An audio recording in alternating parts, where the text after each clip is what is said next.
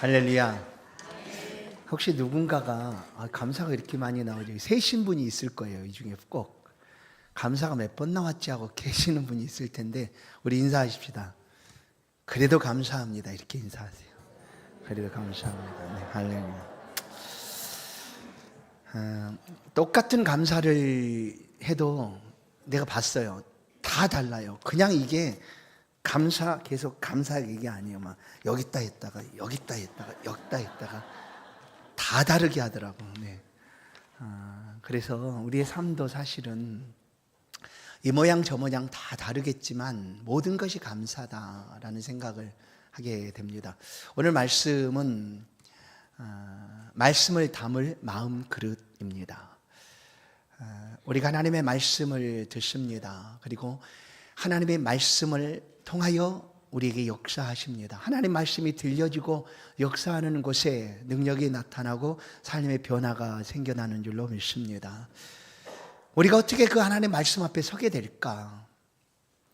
우리가 지난주일에 주여 말씀하옵소서 내가 듣겠습니다 하는 그런 다짐을 가지고 하나님 앞에 우리가 서 있습니다. 오늘도 이 말씀에 순종하여 말씀하옵소서 내가 듣겠습니다 하는 여러분의 심령 속에 하나님의 은혜와 축복이 가득하기를 다시 한번 주의 이름으로 축원합니다.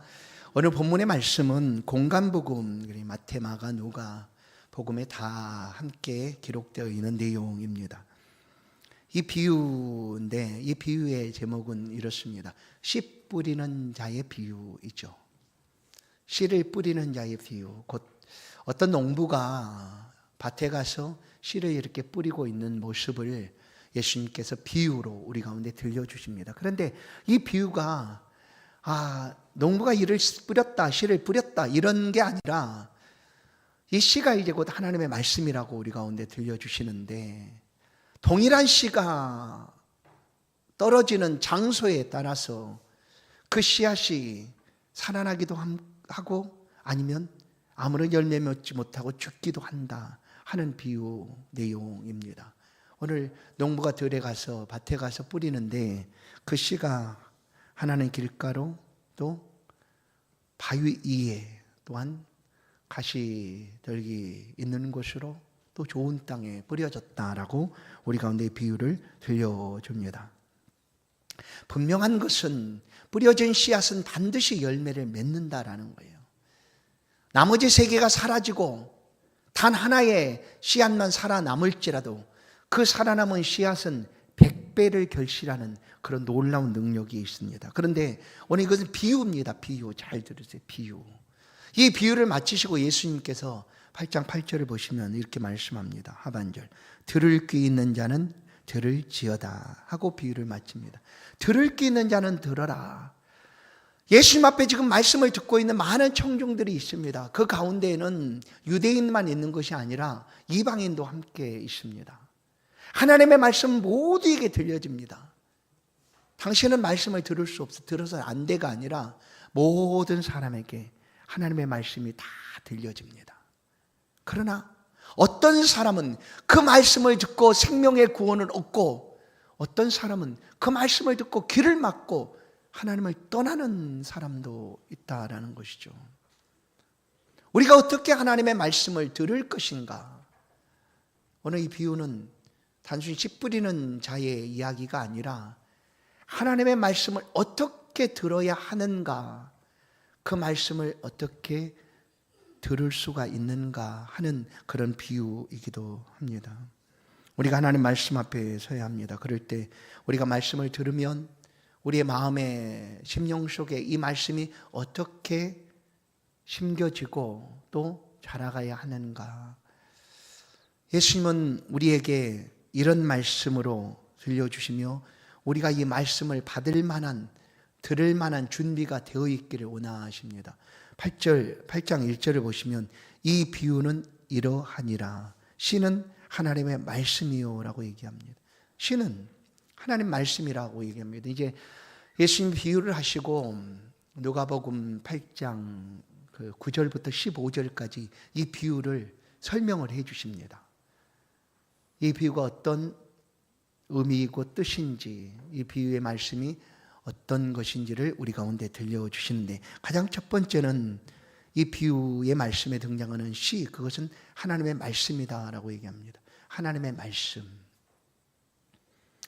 그런데 단순히 씨 뿌리는 자의 비유가 아니라 하나님의 말씀이 어떻게 우리의 마음에 들려져야 하는가 하는 것입니다.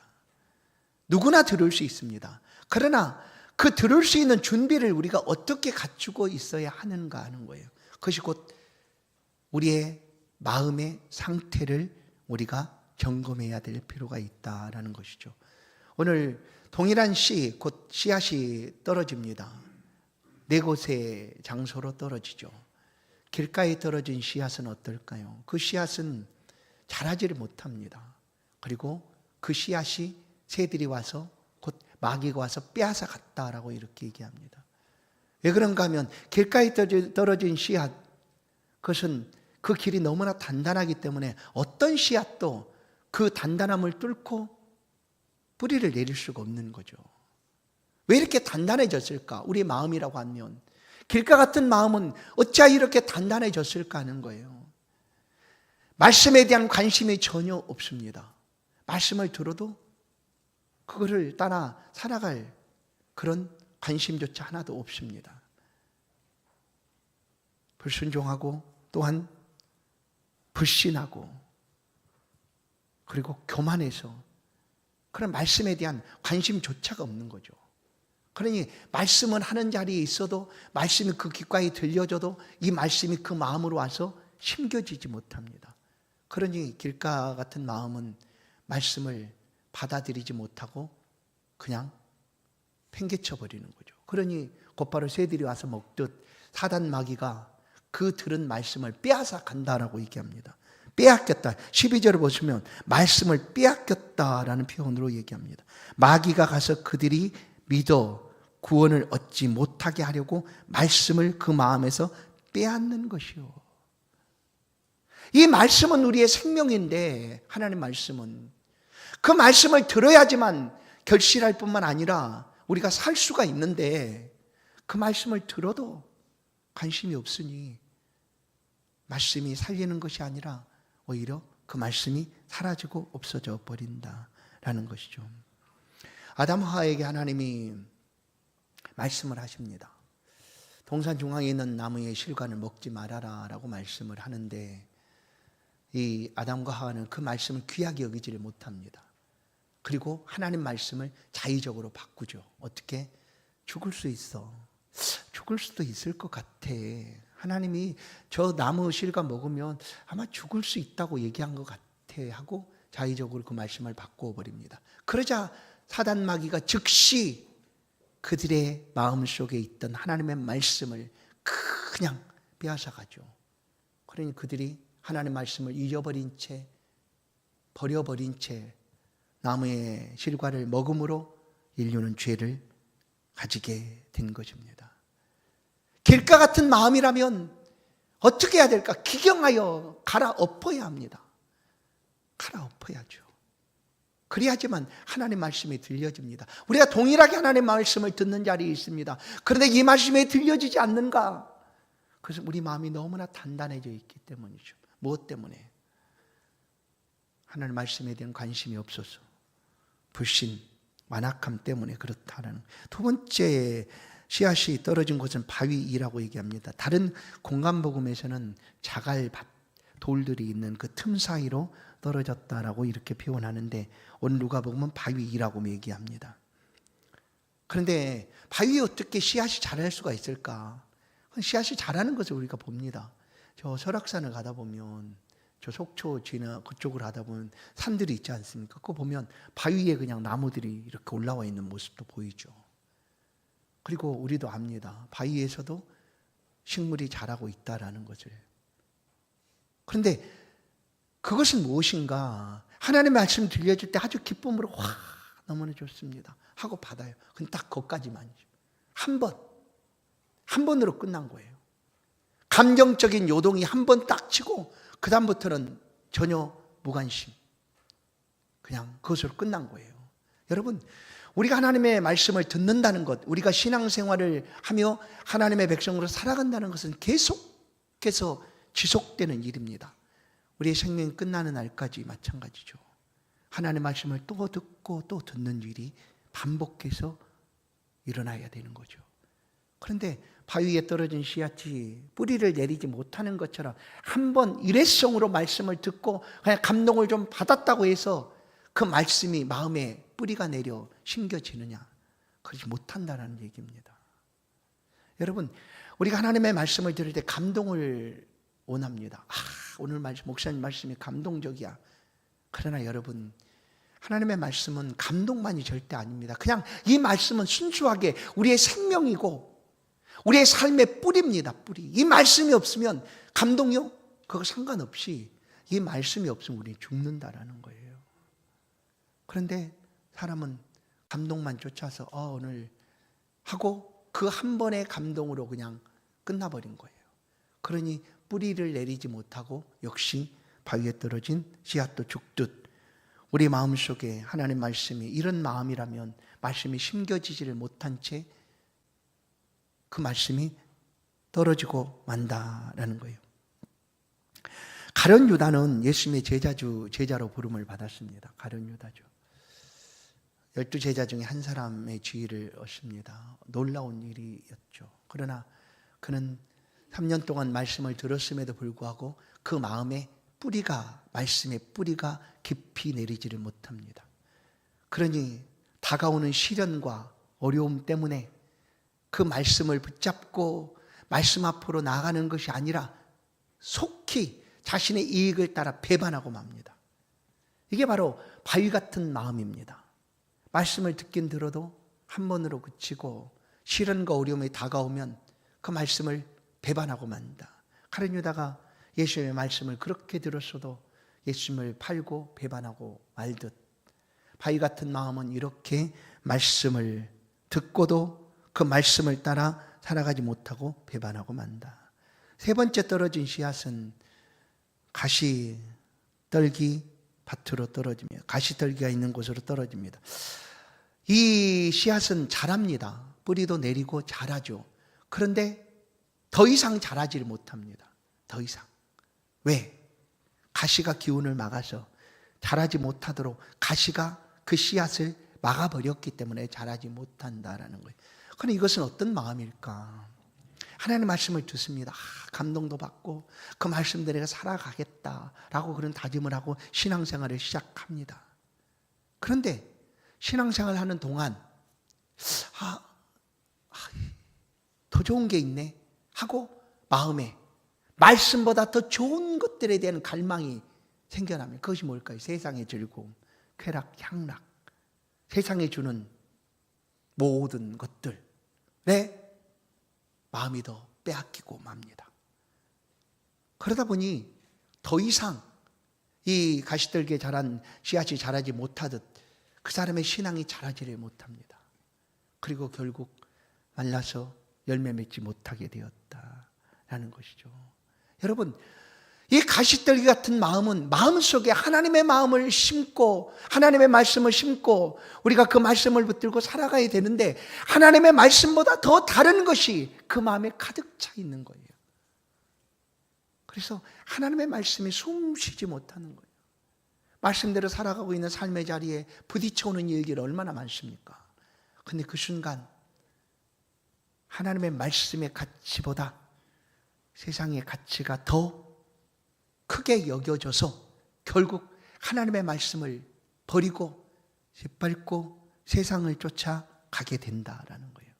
그 같은 마음이 가시떨기 같은 마음이다. 바울 사도가 디모데후서 마지막 서신이죠. 이 디모데후서를 통하여 이와 같은 사람들의 모습을 들려줍니다. 세상의 재물과 향락을 따라서 말씀대로 살지 못하고 세상으로 나아갔던 제자들이죠. 디모데후서 4장 10절 대만은 이 세상을 사랑하여 나를 버리고 데살로니가로 갔고 라고 얘기합니다. 뭐 때문에? 세상을 사랑해서예요. 처음에는 잘 하나님을 믿는 그 신앙의 삶을 살겠다 다짐하고 살았는데 어느 순간 그냥 세상이 더 크게 보이고 좋아 보이고 세상의 모든 것들이 더 부러워 보이고 하다 결국 세상을 향하여 갔다라고 말합니다. 이것이 바로 가시떨기 같은 마음입니다. 길가나 바위나 가시떨기 같은 마음에 씨앗이 살아날 수 없듯 이와 같은 마음에는 하나님의 말씀이 뿌리 내리지 못하고 열매 맺지를 못합니다. 그 놀랍게도 똑같은 하나님의 말씀인데 단 하나의 땅, 좋은 땅, 그 땅에 떨어진 씨앗은 100배 열매를 맺었다라는 것이죠. 그 땅은 어떤 땅이었는가? 생명이 살아나는 땅입니다. 부드러운 땅이죠. 그냥 씨앗이 떨어지면 그 땅이 그를 감싸고 또 뿌리가 내리고 자라도록 모든 영양분들을 다 공급해주는 그런 땅입니다. 그래서 오늘 예수님은 좋은 땅이다라고 말합니다. 근데 이것은 좋은 마음이죠. 우리의 마음. 예수님은 오늘 우리의 마음에 말씀을 듣고 있는 우리의 마음이 이 좋은 땅과 같이 말씀이 떨어지면, 말씀이 들려지면 이런 좋은 땅에 떨어진 씨앗처럼 열매 맺기를 원한다라는 거예요. 우리가 올 한 해 동안, 우리가 살아가는 날 동안 하나님의 말씀 우리 가운데 들려집니다. 어떤 말씀이 들려지든지 우리의 마음속에 이 말씀이 뿌리를 내리고 잘 자라서 하나님의 일꾼이 되고 하나님의 영광이 되고 하나님의 나라를 세워가는 그런 복된 사람이 될 수 있기를 주의 이름으로 간절히 축원합니다. 15절을 보시면 누가복음 8장 15절을 보십니다. 좋은 땅에 있다는 것은 착하고 좋은 마음으로 말씀을 듣고 지키어 인내로 결신하는 자니라라고 얘기합니다. 우리의 마음은 말씀을 담는 그릇입니다. 그 그릇이 어떤 그릇은 아주 단단한 그릇도 있습니다. 그리고 얇은 그릇도 있죠. 또 어떤 그릇은 깨끗한 그릇이 있고 어떤 그릇은 온갖 잡동사니가 다 들어있는 그릇이 있습니다. 오늘 주님은 우리 가운데 말씀합니다. 말씀이 담길 그릇을, 내 마음의 그릇을 준비해라. 어떻게 준비할 것인가? 오늘 15절 말씀을 다시 한번 묵상하면서 우리가 준비해야 될 우리의 마음의 그릇이 어떠해야 하는가 다시 한번 살펴보겠습니다. 15절 뭐라고요? 착하고 좋은 마음 말씀을 듣고 지키며 인내하라라고 얘기하죠. 착한 마음이 필요합니다. 먼저 착한 마음. 여러분 마음은 착한 마음입니까? 난 착하죠. 나는 법이 없어도 살만한 그런 착한 마음이에요. 그러나 그런 착함이 아닙니다. 그런 착함이 아니고 깨끗함을 얘기해요. 깨끗함. 근데 그릇이 자기 스스로 깨끗해질 수 있는가? 절대 그러지 못하죠. 누군가가 씻어줘야지 깨끗해지잖아요. 그러면 우리가 도대체 어떻게 이런 마음을 가질 수가 있습니까? 내가 스스로 깨끗해질 수도 없는데 내가 어떻게 깨끗한 그릇이 될 수가 있습니까? 그런 착한 마음을 가진 그릇이 될 수가 있습니까? 우리가 얘기할 수 있지 않습니까? 그런데 놀랍게도 성령 하나님의 역사합니다. 우리가 말씀을 듣고 나 예수 믿습니다 하는 순간 그분께 우리의 마음을 열어드리는 순간 성령께서 우리 안에 역사하여서 우리의 마음을 바꿔주시는, 우리의 단단하고 길가 같은 마음, 그냥 온갖 잡동사니로 가득 찬 그런 마음들을 기경하여 바꿔주시는 성령의 역사가 있습니다. 그렇게 함으로 우리가 깨끗해질 수 있다는 거예요. 그 마음에 하나님의 말씀이 심겨져야지만 열매를 맺고 결실할 수가 있습니다. 사랑하는 성도 여러분, 깨끗한 마음. 이 말씀을 비유로 디모데후서에서 말씀합니다. 큰 집에는 금 그릇과 은 그릇뿐 아니요 나무 그릇과 질그릇도 있어 귀하게 쓰는 것도 있고 천하게 쓰는 것도 있나니 그러므로 누구든지 이런 것에서 자기를 깨끗하게 하면이에요. 이런 것에서 자기를 깨끗하게 하면, 그렇죠. 우리의 모든 출생도 다르고 우리의 삶의 정도도 다 다릅니다. 그렇지만 하나님이 쓰시는 그릇은 어떤 그릇인가? 깨끗한 그릇이에요. 깨끗한 그릇. 우리의 삶을 하나님께 맡기고 전심으로 돌아서서 성령의 역사하심을 따라 그 은혜를 따라 살아가고 있는 하나님의 백성들을 하나님이 쓰신다라는 거예요. 누구든지 깨끗한 그릇을 쓰기를 원하는 것처럼 오늘 하나님 앞에 쓰임받는 마음의 그릇이 원하신다면 이 시간 성령의 은혜를 구하십시오. 성령께서 우리의 마음을 기경하여 부드럽게 바꿔주시고 깨끗하게 해주실 것입니다. 우리의 더럽혀진 죄를 누가 깨끗해 줄 수 있을까? 깨끗하게 될 수, 다른 어떤 방법으로 할 수가 없기 때문에 말씀하는 거예요. 깨끗해지는 것은 오직 그리스도 예수의 보혈입니다. 성령께서 우리의 마음을 여시고 우리의 심령 속에 이 보혈의 은혜를 부어주실 때 아멘 그렇습니다 하고 우리가 예수 믿습니다 고백하는 그 심령이 깨끗한 심령이 되어 그 안에 말씀이 들려지면 우리는 말씀에 놀라운 은혜를 경험하게 될 줄로 믿습니다. 바울 사도가 말합니다. 디모데후서 1장 3절 내가 밤낮 간구하는 가운데 쉬지 않고 너를 생각하여 청결한 양심으로 조상적부터 섬겨오는 하나님께 감사하고. 청결한 양심, 깨끗한 양심이 무엇입니까? 바로 디모데가 그와 같은 마음으로 하나님을 섬겼을 때 하나님의 글을 들어 쓰시게 하셨다, 써주셨다라는 것이죠. 두 번째는 우리의 말씀을 담은 마음이 어떤 마음이어야 되는가? 좋은 마음이, 좋은 마음. 깨끗한 마음, 좋은 마음. 여러분, 이 좋은 마음을 다시 한번 생각해 보면, 야, 저 사람 마음이 참 좋아라고 얘기할 때 어느 때 우리가 그런 표현을 씁니까? 저 사람 마음이 참 좋아. 알 수 있죠. 그 사람 마음이 참 좋은 사람이야. 마음이 좋은 사람이야. 어떤 사람이요? 다른 사람을 위하여 배려하고 또 넉넉하게 또 이해해주고 또 참아주고 용납해주고 그냥 불시에 그냥 화를 버럭 내거나 분노를 표출하는 그런 마음이 아니라, 그런 사람이 아니라 진득하게 기다려주고 또 참아내주고 이해해주는 그런 사람들은 우리는 좋은 마음이다 말하고 있는 거죠. 그러면 말씀을 담은 좋은 마음은 어떤 마음일까? 그것은 이겁니다. 하나님의 말씀이 우리 가운데 들려질 때 그 말씀 그대로를 담는 사람이에요. 그 말씀 그대로를 받아들이는 사람이죠. 내가 자의적으로 그 말씀을 원하면 내가 듣고 원하지 않으면 내가 버리고 하는 것이 아니라 들려진 하나님의 말씀 그대로를 우리의 마음에 담는 사람, 그 사람이 바로 좋은 마음을 가진 사람이다 라는 거예요. 그 사람을 통하여 하나님이 역사하시고 일하신다. 성경 말합니다.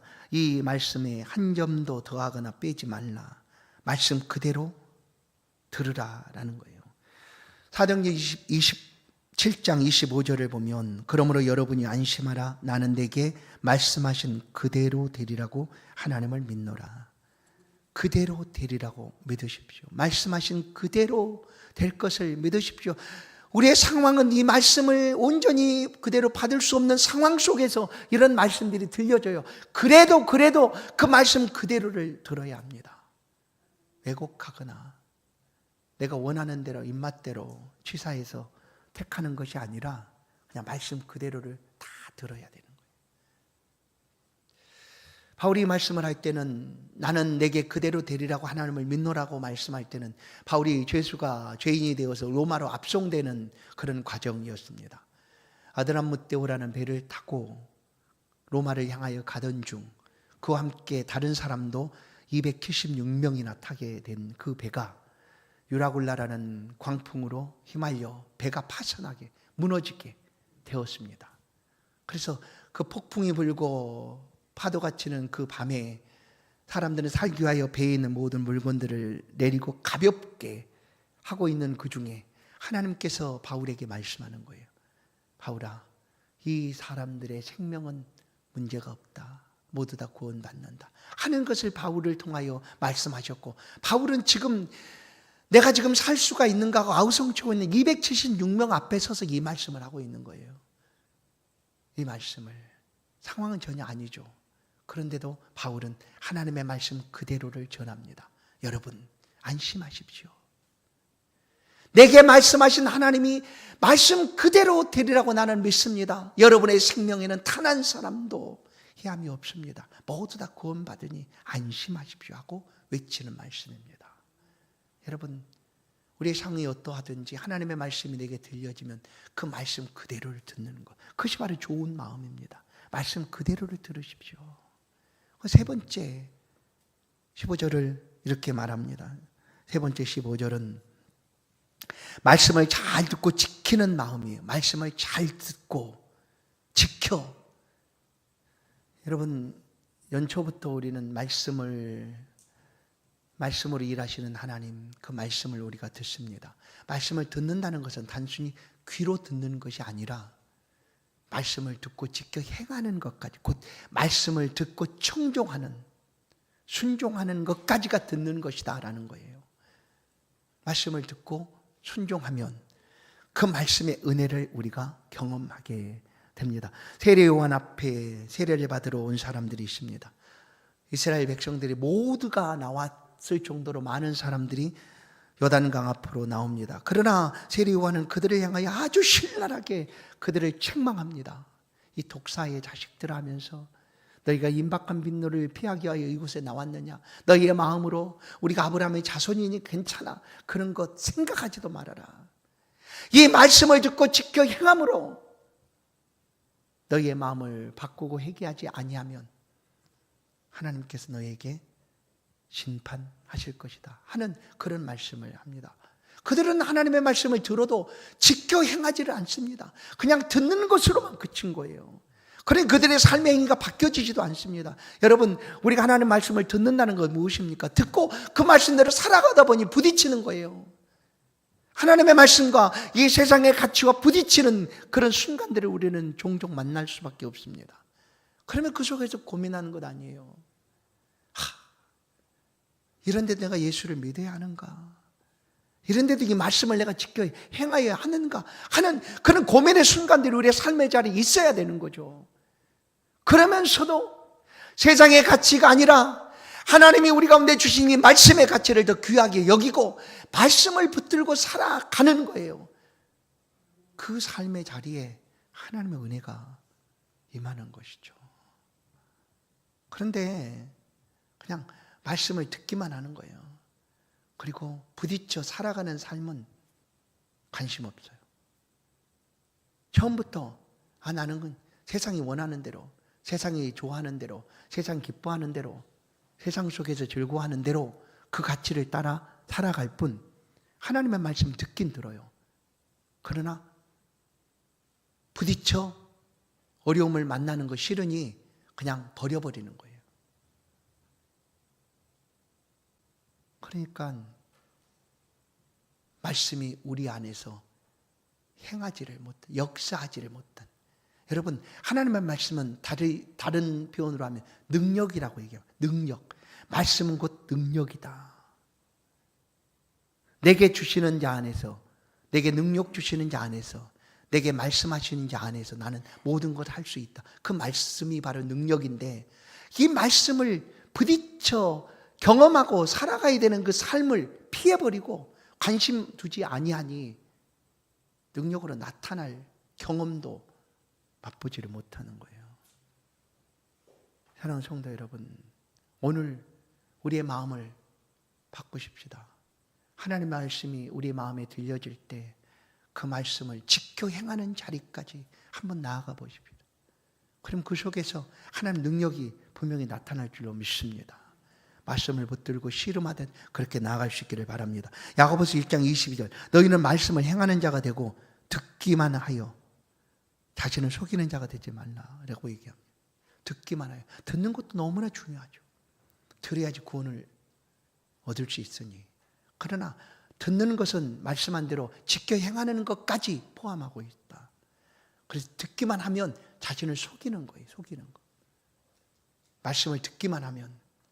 그래서 우리가 살아가면서 하나님의 말씀, 66권에 있는 하나님의 말씀을 때로는 계속해서 반복해서 또 듣고 또 듣고 또 들었던 말씀을 또 듣기도 하잖아요. 이유가 무엇일까요? 아직 우리가 그 말씀 앞에 온전히 살지를 못하기 때문에 또 듣는 거예요. 우리가 살아가는 동안 계속해서 들어야 될 말씀이죠. 그러나 우리가 그 말씀대로 삶을 살아가게 되면 하나님의 은혜가, 말씀의 능력이 성도들의 삶에 분명하게 임하게 될 줄로 믿습니다. 마지막 한 가지 15절은 이렇게 말합니다. 인내하는 자니라고 얘기해요. 인내. 그렇습니다. 우리의 마음은 인내하는 마음이어야 돼요. 무엇에 대해서 인내할까? 하나님의 말씀에 대한 인내예요. 왜냐하면 하나님 말씀이 우리 가운데 들려지는데 하나님 말씀하셨는데 왜 곧바로 하나님이 그 말씀을 이루지 않습니까? 하는 순간들이 있을 수 있잖아요. 그게 아니라 오랫도록 기다려야 된다는 거예요. 여러분, 씨앗을 뿌리고 곧바로 땅을 파서 뿌리가 나왔는지 막 해집어 보고 오늘은 몇 센치 자랐는지 이렇게 하면 그 씨앗이 자랄 수가 있나요? 자라지 못하고 죽습니다. 기다려야 돼요. 오랫도록 기다려요. 그 씨앗도 뜨거운 햇빛도 견디며 기다리죠. 또 물이 풍성하게 임하기도 기다리죠.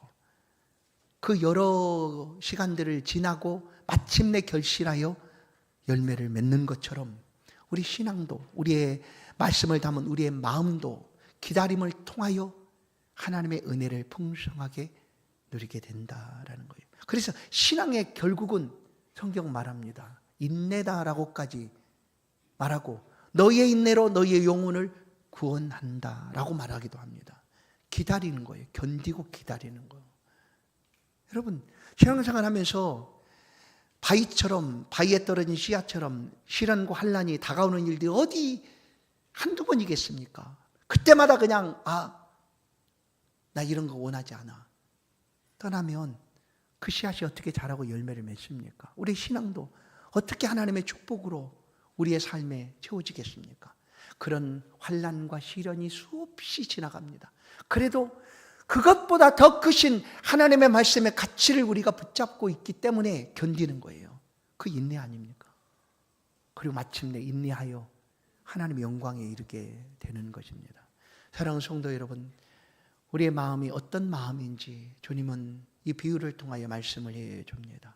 오늘 말씀을 듣는 성도 여러분, 우리의 마음, 나의 마음은 어떤 마음인가 다시 한번 점검해 보시고 말씀이 들려지는 앞에 설 때에 착하고 좋은 마음으로 또한 끝까지 지켜 인내하는 그런 마음으로 하나님의 말씀을 들을 수 있기를 주의 이름으로 축원합니다. 그래서 그 말씀이 우리 안에 들려지고 심겨지면 분명합니다.